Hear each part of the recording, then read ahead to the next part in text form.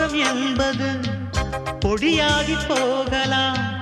பொன்னாரமே நம் காதலு பூலோகம் தாண்டி வாழலாம். ஆகாயம் என்பது இல்லாமல் போகலாம்.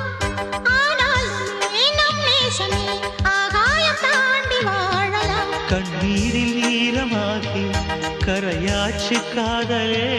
கரை மாற்றி நாமும் இல்லை கரையேற வேண்டுமே. நாளை வரும் காலம் நம்மை கொண்டாடுமே. தாஜ்மஹால் தேவையில்லை அன்னமே அன்னமே காடுமலை நதிகள் எல்லாம்